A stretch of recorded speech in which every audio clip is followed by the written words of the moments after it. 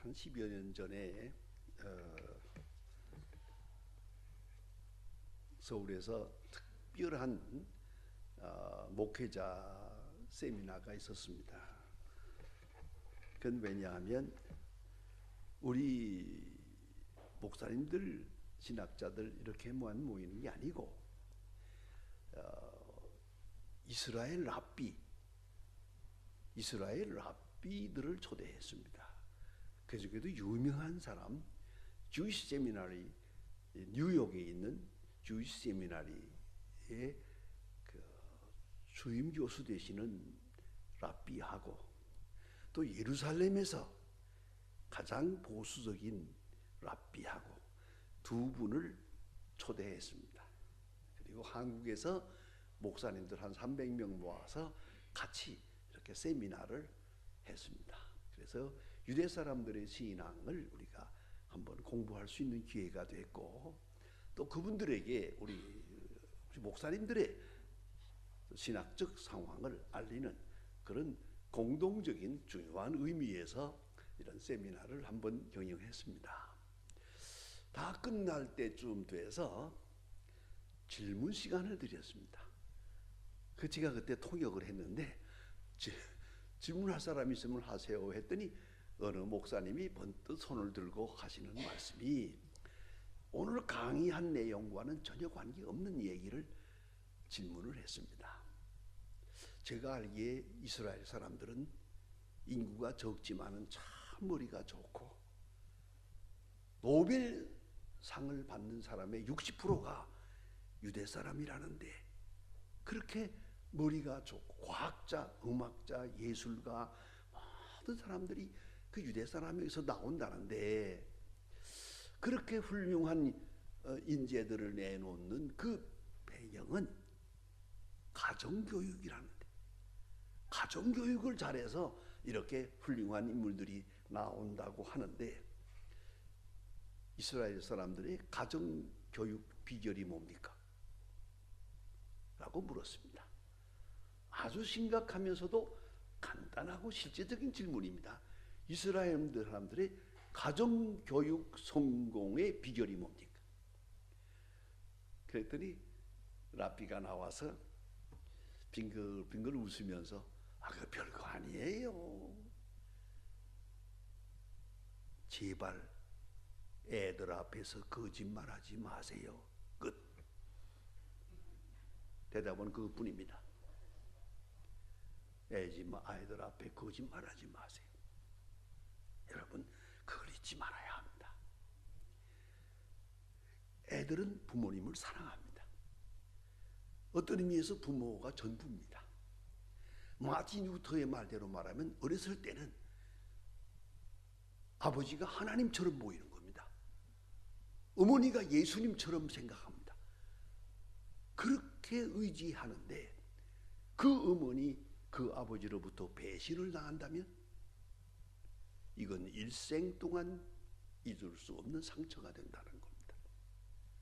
다시 말하면 어렸을 때 아버지, 어머니를 전적으로 믿을 수 있는 사람이래야 미안합니다. 예수도 믿습니다. 아버지, 어머니를 못 믿었던 사람 예수도 안 믿습니다. 누구도 안 믿습니다. 이걸 잊지 말아야 합니다. 믿음은 그저 생기는 게 아닙니다. 심는 것입니다. 자라는 것입니다. 계속 키워나가야 되는 것입니다. 믿음을 키워나가야 되는 겁니다. 유명한 얘기가 있죠. 미국의 1대 대통령 조지 워싱턴이 어렸을 때 그때는 교통수단이 마차였습니다. 마차를 타고 다니는데 아침에 조지 워싱턴의 아버지가 마차를 정비하면서 오늘 좀 먼 시장에 나가서 뭘 좀 사가지고 와야겠다고 좀 멀리 가겠다고 하니까 조지 워싱턴이 어린아이인데 아빠 나도 그래서 그래 가자. 아버지가 타고 옆에 조지 워싱턴이 타고 어린아이가 그리고 마차를 타고 멀리 시장에 갔습니다. 가서 시장에서 물건을 다 가지고 사고 왔다 갔다 하다 보니까 이 아이가 거시장스러워요. 이게 따라다니는 게. 그래서 아버지가 하는 말이 야 그러지 말고 여기 서 있어라. 여기 서 있으면 내가 데리러 올게. 내가 물건 다 사가지고 데리러 올게. 그러니까 조지 워싱턴이 알았다고 거기 딱 섰습니다. 아버지가 물건을 많이 사가지고 왔다 갔다 하다가 애를 데리고 왔다는 걸 까맣게 잊어버리고 마차를 타고 집으로 돌아왔습니다. 밤중에 집에 돌아왔는데 보니까 어머니가 딱 나서면서 조지 워싱턴 어디 갔냐고 그러니까 아이고 내가 저녁을 놔두고 왔구나. 다시 밤중에 아들한테 갑니다. 조지 워싱턴은 그 자리에 서 있었습니다. 해가 졌습니다. 배도 고픕니다. 동네 사람들이 와서 야 너 여기 서 있고 뭐 추운데 집에 가서 밥도 먹고 우리 집에 가서 좀 앉았다 오자. 이렇게 여기 서 있으면 되겠냐 추운데. 그러다가 아니옵시다. 우리 아버지가 여기 서 있으라고 했습니다. 움직이면 안 됩니다. 우리 아버지가 반드시 올 겁니다. 왔다가 내가 없으면 얼마나 실망하겠습니까? 안 됩니다. 새벽까지 그냥 서 있었어요. 가서 그 아들을 데리고 돌아오면서 내가 잘못했다. 그리고 돌아와서 그때 확고한 믿음을 가졌습니다. 나는 우리 아버지의 말을 믿는다. 여러분 이걸 잊지 말아야 합니다. 여러분 혹 아이들에게 가르칠 때 어떻게 하십니까? 저는 이걸 책에서 보고 제가 상당한 지난 다음에야 알았습니다. 애들 상당히 큰 다음에 이걸 깨닫고 많이 후회했습니다. 진짜 그랬으면 좋았을 걸. 근데 그 책을 뒤늦게 봤거든요. 그게 뭐냐? 아이들에게 믿음을 심어주는 겁니다. 아이들이 뭘 달라고 합니다. 막 발버둥을 치고 웁니다. 절대 주면 안 됩니다. 내일 아침 준다. 한밤 자면 내일 아침 줄 것이다 하고 약속을 합니다. 그리고 나면 이제 아무리 울어도 주면 안 됩니다. 발버둥을 치든 말든 절대 안 돼. 내일 아침 준다. 얘는 자고 나서 다 잊어버렸습니다. 이제 아버지가 어제 약속한 거 준다. 아침에 딱 주는 겁니다. 그 다음에 또 뭘 달라고 하면은 조금 큰 다음에는 두 밤 자면 준다. 약속을 하고 두 밤 잔 다음에 줍니다. 이것을 신학적인 용어로 말할 때 promise and fulfillment, 약속과 성취입니다. 약속하고 성취하고 약속이 성취되고 믿음이 확고해지는 겁니다. 이렇게 심어나갑니다. 그러면 자 보세요. 이렇게 해서 아버지가 크다는 건 크고 어머니가 있다는 건 있고 없다는 건 없고 준다는 건 주고 안 준다는 건 안 준다. 아이들이 절대 울지 않습니다. 제가 그렇게 키워봤습니다. 아이들을요. 뭘 달라고 우는 일이 없습니다. 왜? 며칠 후에 줘. 끝. 이제는 끝난 겁니다. 그 대신에 그 시간이 되면 딱 줍니다. 믿음이 생기는 겁니다. 여러분 이 신앙을 신학적으로 표현할 때 이렇게 말합니다. 약속과 성취의 긴장관계에 있다. 하나님의 약속, 그 약속이 이루어지지 않습니까? 그 사이에 우리 믿음이 있는 거예요. 이것이 바로 우리가 믿는 신앙의 본질이거든요. 자, 신앙이라는 것은 하루아침에 생기는 게 아니에요. 믿음이라는 거 하루아침에 생기는 게 아니에요. 한 번, 두 번, 세 번 배신당하고 나면은 그 사람 죽을 때까지 배신자예요. 제대로 믿음을 가지지 못해요. 믿음을 주지도 못하고요. 그것이 바로 오늘 우리의 문제가 아니겠습니까? 우리가 많은 문제에 시달리는 것 같아도 우리가 지금 믿음이 없어요. 믿을 수가 없어요. 어느 놈도 믿을 수가 없어. 다 그놈이야. 이래서 문제가 아닙니까? 왜 그러세요? 우리 믿음 키워야 됩니다. 믿음을 점점 확고하게 확증해 나가야 된단 말입니다. 깊이 생각해야 됩니다. 마틴 루터는 말합니다. 우리 신앙에 있어서, 자, 신앙이란 뭐냐? 하나님의 은사를 받는 그릇이다. 하나님은 우리에게 은혜를 주신다. 큰 은혜를 주시려고 하신다.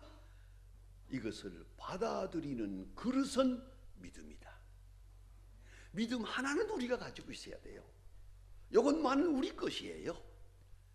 그럴 때 하나님은 그 은사를 우리에게 더하신다라고 말합니다. 오늘 성경 말씀에 가만히 보면은 예수님께서 말합니다. 내 믿음대로 되리라.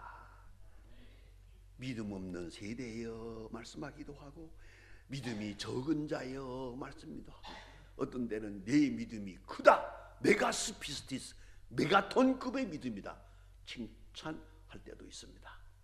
그리고 그 다음 말씀이 중요합니다. 가끔 우리는 이거 잊어버리고 있습니다. 내 믿는 대로 되리라.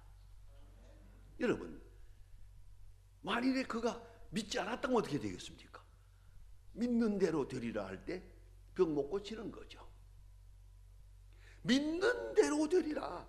믿음만큼 은사를 받을 수 있다. 이것이 주님께서 하신 말씀입니다. 그래, 오늘 성경 말씀에도 가만히 보면은 저의 믿음을 보시고 라는 말씀이 있습니다. 참 귀한 말씀이에요. 저의 믿음을 보시고 이제 그에게 은혜를 베푸셨다 하는 말씀입니다. 마가복음 2장 1절에 보면 가버나움에서 되어진 일도 있습니다. 이 복음서에 이것이 세 번에 다 나타납니다. 오늘 이 사건은 중요한 것이기 때문에. 그런데 한 중풍병자가 있었다. 이 중풍병자가 좀 특별합니다. 상당히 부자요 귀족이었던 것 같습니다.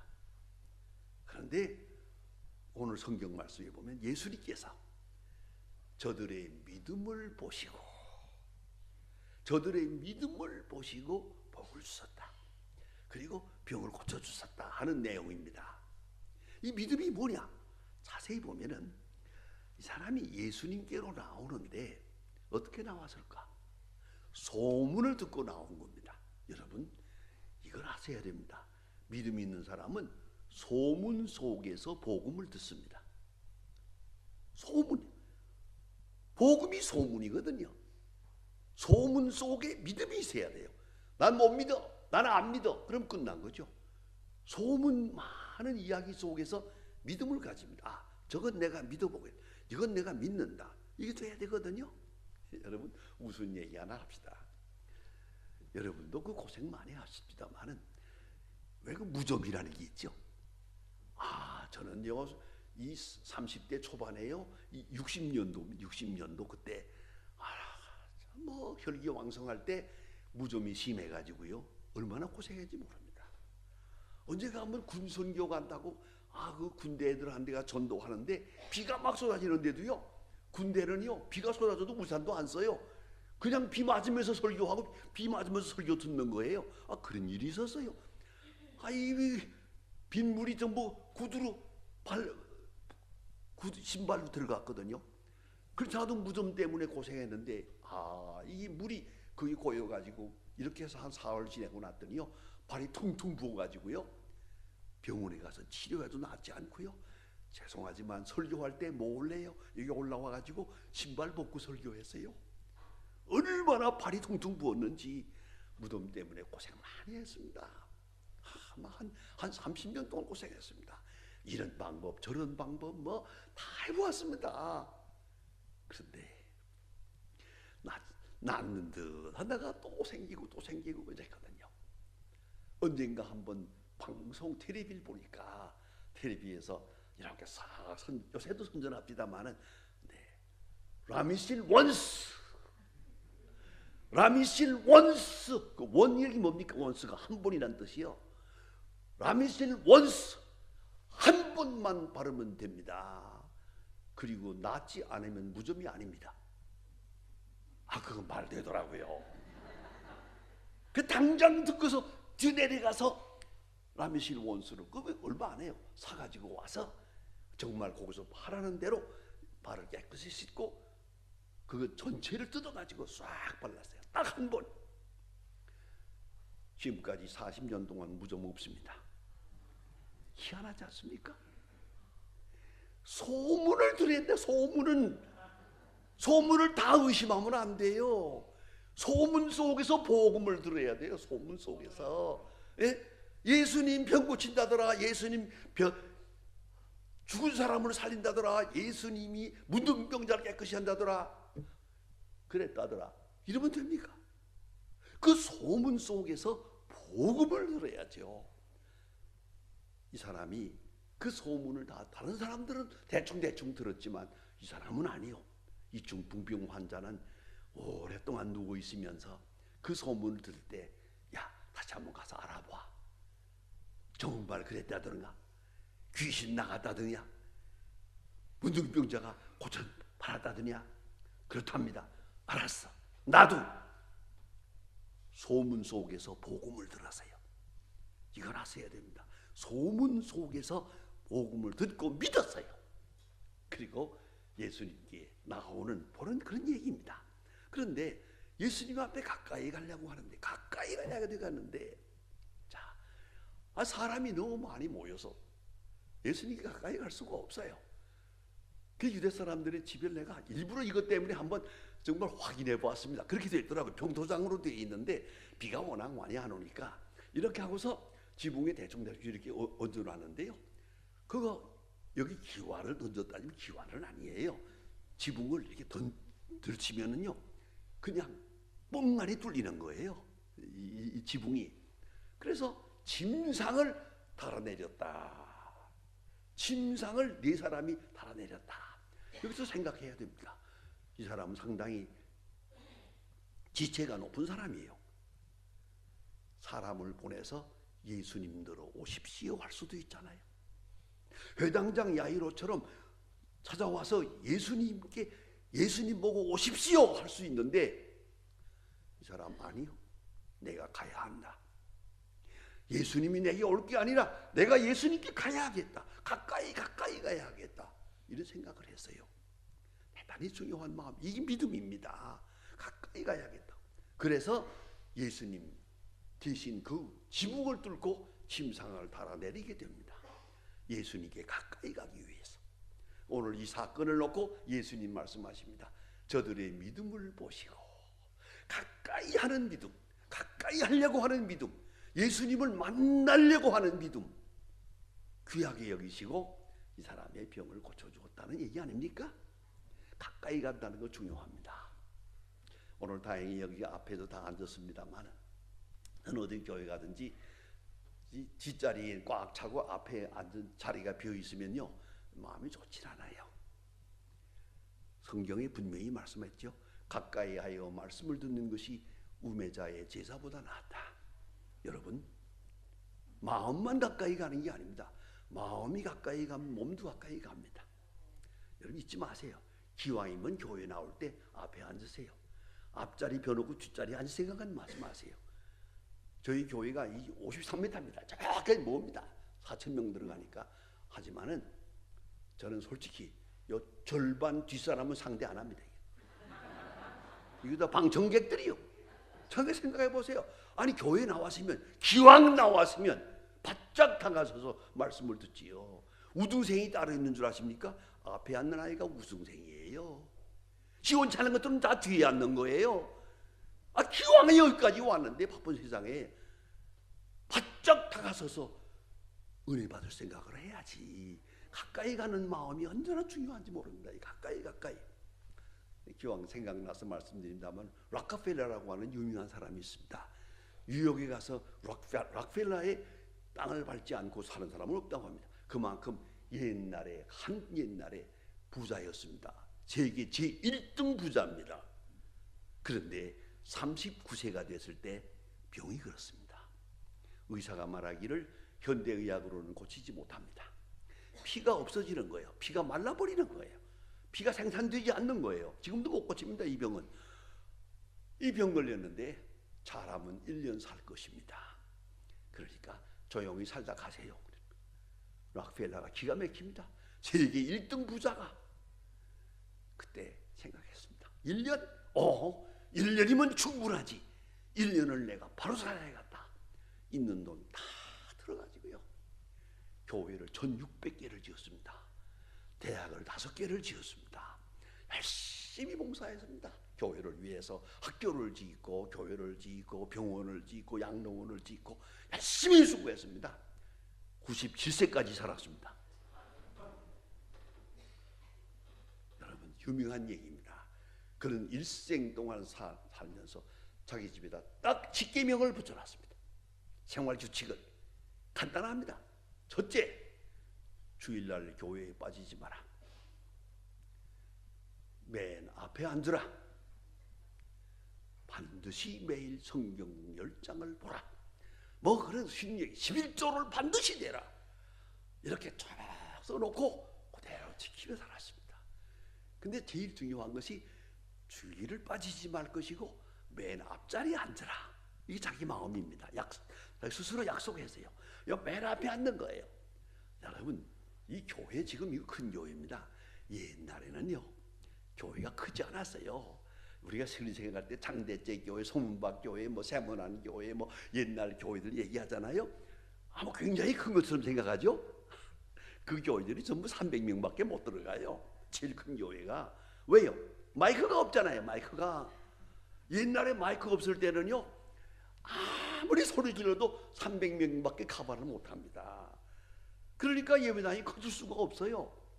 마이크 없는 때는 이 마이크라고 하는 이 보물이 나와가지고 이렇게 많은 사람 앞에 설교가 되는 거지.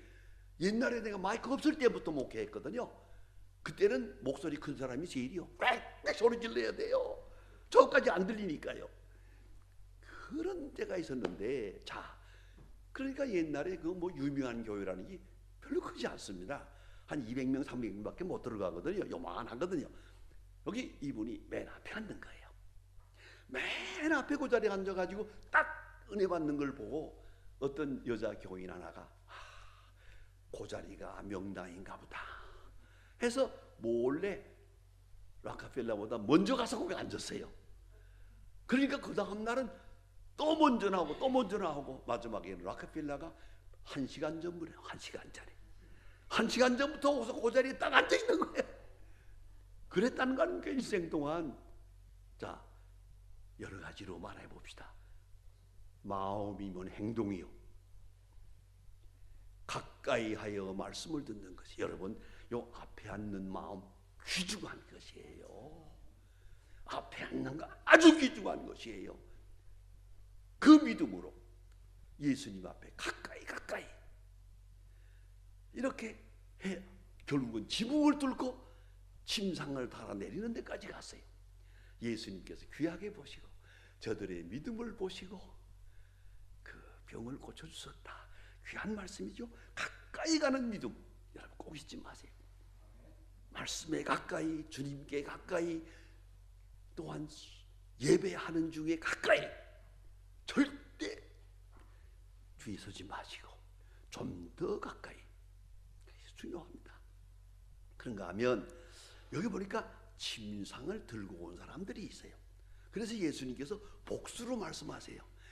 저의 믿음이라고 안 하고 저들의 믿음. 아주 중요하죠. 협력자가 있었어요.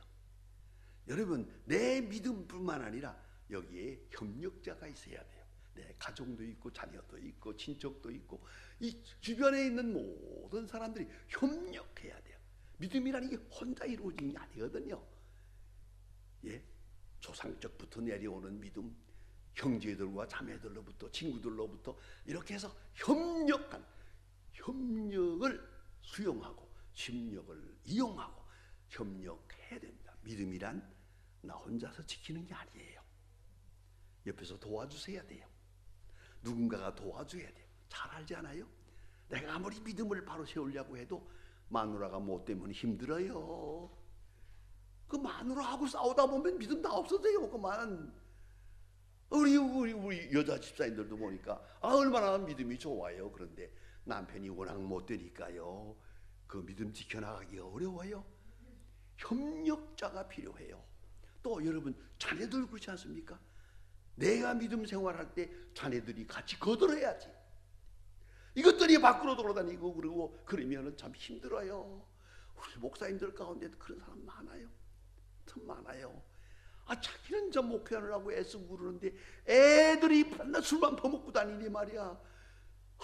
심지어는 우리도 목사님은 그래요.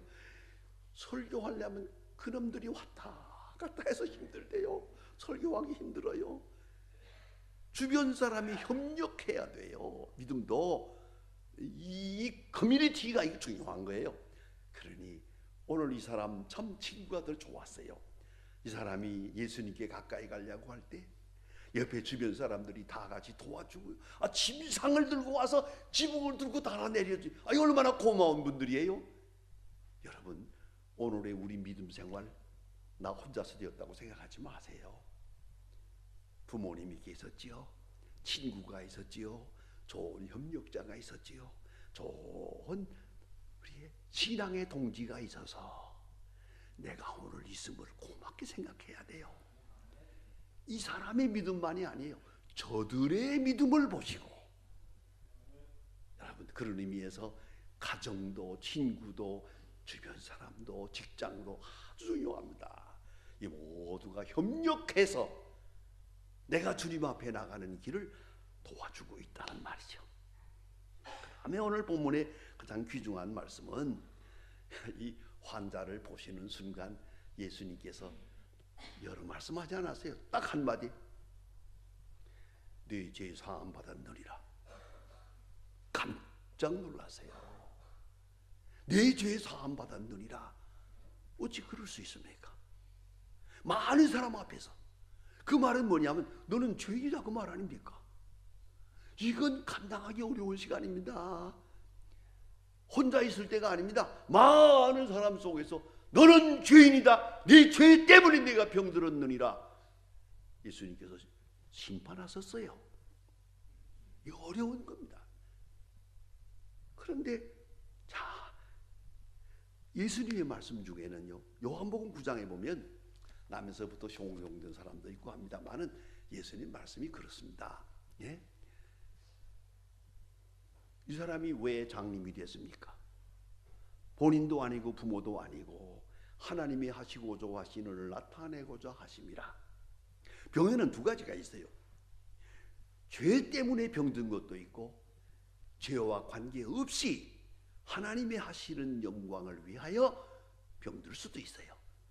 꼭 죄 때문은 아니에요. 이걸 잊지 말아야 합니다. 그런데 오늘 이 사람을 향해서는 예수님이 확실하게 심판하십니다. 이건 네 죄 때문이다. 전제하고 네 죄 사함 받았느니라. 이거 어려운 시간입니다. 이 사람은 단 한마디도 말이 없습니다만은 침묵 속에서 회개하고 있습니다. 너 병든 거 네 죄 때문에 내가 병들었다. 이 말씀을 수용했습니다. 이거 하셔야 됩니다.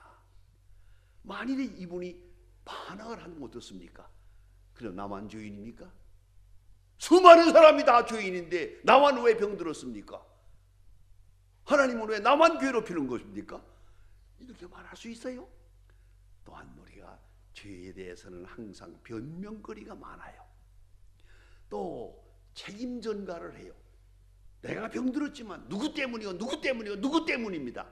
세상 때문이고 남에게 죄의 원인을 전가할 때가 많아요. 그런데 오늘 이 사람은 말 한마디도 없습니다만은 그대로 인정을 합니다. 내 죄 때문에 내가 병들었다. 그렇습니다. 그렇습니다 하고 받아들이는 거예요. 이걸 하셔야 됩니다. 내가 고생하는 건 내 죄 때문입니다. 누구 때문도 아닙니다. 내가 병든 건 누구 때문도 아닙니다. 내 죄 때문입니다. 이걸 인정한 거예요. 이게 바로 회개라는 거예요. 회개란 죄 지었다고 울부짖는다고 회개가 아니에요. 죄의 원인을 인정해야죠. 내 죄 때문에 내가 병들었나이다. 이걸 잊지 말아야 합니다. 저는 언젠가 신학대학에 다닐 때 그 세면장에서 이를 닦는데 같이들 나가서 그저 뭐 넓은 데서 다 이를 닦고 있는데 이 닦다 말고 뭘 손에 들고 우는 사람을 보았어요. 전도사님인데요. 이 어금니가 쏟아져 나왔어요.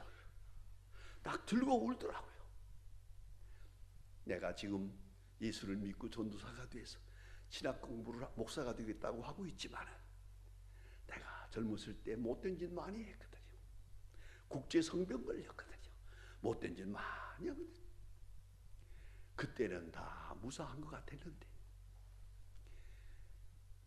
그 죄 때문에 오늘 내 이빨이 쏟아져 나옵니다. 이걸 손에 들고 우는 걸 보았어요. 여러분, 이걸 인정을 해야 됩니다. 누구도 탓하지 마세요. 내 죄는 내가 알고 있습니다. 누구에게 전가하지도 말고 누구를 원망하지도 말고 오늘 이 사람 침묵 속에서 죄를 인정하고 있습니다. 내 죄 때문에 내가 병들었나이다. 공개적으로 회개하고 있는 거예요. 공개적으로. 여러분, 대단히 어려운 시간입니다. 제가 잘 아는 재벌이 있습니다. 여러분, 이름 되면 알만한 유명한 재벌입니다. 그 집 집안이 다 예수 믿는데 며느리, 아들, 손자 다 교회 나오는데 본인만 교회 안 나옵니다. 내가 가끔 만날 때가 있죠. 만날 때마다 회장님 예수 믿으세요? 보자 하니 아들 며느리 다 천당 갈 텐데 그 회장님만 지옥 갈래요? 그러니까 회장님도 예수 믿으세요. 그 말을 제가 잊어버리지 않을 만큼 계속 했습니다. 아주 했더니 언젠가는 좀 심했던가 봐요. 가까이 오더니 귀에다 대고요. 목사님 고만하세요. 죄가 워낙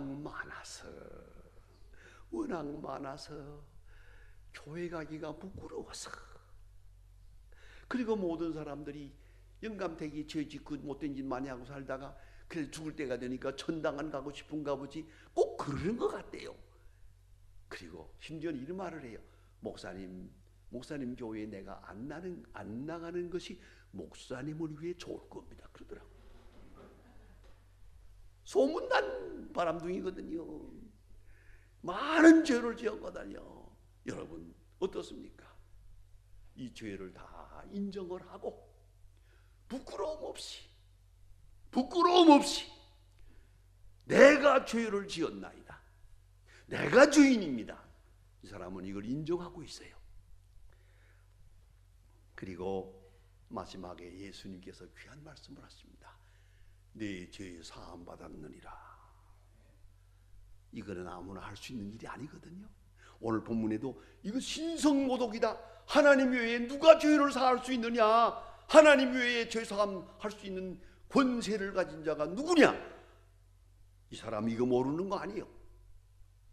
그러나 예수님께서 내 죄 사함 받았느니라 할 때 이분은 예수님이 죄 사할 수 있는 권세를 가진 분이라는 걸 인정을 했어요. 그걸 믿었어요. 죄 사함 받은 것을 믿었어요. 여기서 구원받는 것입니다. 이거 엄청난 사건입니다. 여러분, 죄를 사하는 것은 하나님만 할 수 있습니다. 내가 죄를 지어서 내가 옛날에 잘못한 사람하고 화해합니다. 잘못했습니다. 용서한다고 해서 용서가 되는 게 아니요. 하나님 앞에는 여전히 죄인이요. 죄는 하나님만 사할 수 있는 거예요. 그런데 이 사람은 내 죄 사함 받았느니라. 예수님이 사죄권을 행사하는 것을 믿었습니다. 그가 하나님의 아들됨을 믿었습니다. 내 죄 사함, 죄 사할 수 있는 권세가 있다는 것을 믿었습니다. 이보다 더 훌륭한 믿음은 없습니다. 여러분, 오늘도 우리가 그런 일이 많지 않습니까? 많은 경우에 우리가 죄를 자복합니다. 회개합니다. 자주 회개합니다. 우리 신앙생활 잘못될 때가 많아요. 그 옛날에 지은 죄 또 회개하고 또 회개하고 죄인입니다. 죽을 죄인입니다. 영원히 죽을 죄인입니다. 언제까지 그럴 거예요? 내 죄 사함 받았느니라. 이걸 믿어야지요. 이걸 믿지 못한다면 그 사람 예수 믿는 거 아니에요. 예수 믿는데 가장 골자는 사죄권을 믿는 거예요. 죄 사함 받은 것을 믿는 거예요. 그리고 하나님의 자녀됨을 믿는 거거든요. 그런데 나 그저 죄를 회개하고 죄를 자복하고 그저 그때 내가 그때도 잘못하고 언제까지 울고 자빠질 거요? 이거는 안 되는 겁니다. 그거는 예수님에 대한 모독입니다. 예수의 권세에 대한 도전입니다. 이걸 잊지 말아야 합니다. 오늘 이 사람 참으로 귀한 믿음을 가졌어요. 예수님께서 내 죄 사함 받았느니라 할 때 아멘 했거든요. 당신은 죄 사할 수 있는 권세를 가졌습니다. 당신은 하나님의 아들입니다. 그런 거로 내 죄를 사하셨고 내가 죄 사함 받았습니다. 내 죄 사함 받았느니라 할 때 사함 받았다는 걸 믿었어요. 믿는 순간 벌떡 일어났어요. 이게 기적입니다. 영혼이 살며 육체도 살아난 거예요. 그걸 잊지 말아야 합니다. 우리가 많은 날 동안 하나님 앞에 회개합니다. 그러나 죄 사함 받았다는 것을 까맣게 잊어버리고 있어요. 그리고 여전히 죄인이죠. 아니옵시다. 죄 사함 받은 죄인입니다. 죄 사함 받은 하나님의 백성임을 잊지 말아야 돼요. 여러분 더 이상 과거에 매서는 안 됩니다. 오늘 이 사람의 훌륭한 믿음은 여기 있습니다. 사죄권을 믿고 죄 사함 받고 하나님의 자녀 되었다는 사실을 믿었습니다. 믿는 순간 이 기적이 나타나는 거예요. 여러분 예수 믿는 사람이 누굽니까? 잘 사는 사람입니까? 복 받은 사람입니까? 아닙니다. 죄 사함 받은 사람입니다. 죄 사함 받은 감격으로 사는 겁니다. 나 같은 죄인을 살리신 하나님의 은혜 감사하며 사는 겁니다. 이래 생각해도 죄인이고 저렇게 생각해도 죄지만은 어쩌면 하나님은 나를 사랑하실까? 이처럼 사랑하실까? 죄 사함 받은 데에 대한 큰 감격으로 오늘을 사는 겁니다. 그래서 우리 앞에 되어지는 일 하나하나 볼 때마다 감사합니다. 저는 어느 때 한번 우리 교회에서 있는 의사가 있습니다. 젊은 의사가 결혼을 했어요. 결혼을 해가지고 산부인과 의사인데 그 다음에 내가 얘기를 들어봤는데 재미있어요. 그 부인이 아이를 낳거든요. 낳는 시간에 걱정이 됐거든요. 자기가 산부인과를 하니까 알거든요. 그 애들이 잘못돼가지고 눈도 어둡고 손가락도 잘못되고 발가락도 잘못되고 뭐 이런 게 많이 있잖아요. 근데 이 의사가 고민이 생겼어요. 내가 결혼하기 전에 못된 짓 좀 했는데 제대로 애가 태어날까 조마조마했어요. 그래 애가 낳는다가 그 앞에 무릎을 꿇고 벌벌 떨면서 기도했대요. 하나님 제발 죄를 용서하시고 좀 제대로 된 아이를 낳게 해주세요. 아이가 태어나자마자 아버지가 달려 들어가서 손가락을 좀 해봤어요. 10개가 다 달렸어요. 하나님 감사합니다. 그런 간증을 했다는 얘기를 들어서요. 생각하면 얼마나 많은 은혜를 받고 삽니까? 그렇게 많은 죄를 다 사하시고 전혀 죄가 없는 자처럼 하나님께서 우리에게 은혜를 주었어요. 형통케 하소서요. 건강하게 하소서요. 오늘도 하나님의 자녀로 기름 부어 축복하고 계시지 않습니까? 여러분 다시 한번 생각해 보세요. 내 죄 사함 받았느니라. 이 사실을 그대로 받아들이고 있습니다. 믿었습니다. 그리고 오늘의 생은 하나님의 자녀의 축복된 생임을 믿고 있었습니다. 침묵 속에서 신앙을 고백합니다. 주님을 만나기 위하여 가까이 갔습니다. 눈과 눈이 마주치기, 얼굴과 얼굴이 마주치는 자리까지 예수님 앞에 가까이 갔습니다. 그리고 자기의 모든 죄를 알고 있었습니다. 내 죄 사함 받았느니라 할 때 말없이 아멘. 그래서 그는 건강한 사람이 됐습니다. 사죄받은 하나님의 사람, 구원받은 하나님의 사람의 특권, 이 영광을 잊어서는 안 됩니다. 그리고 오늘 우리가 그 은혜를 증거하며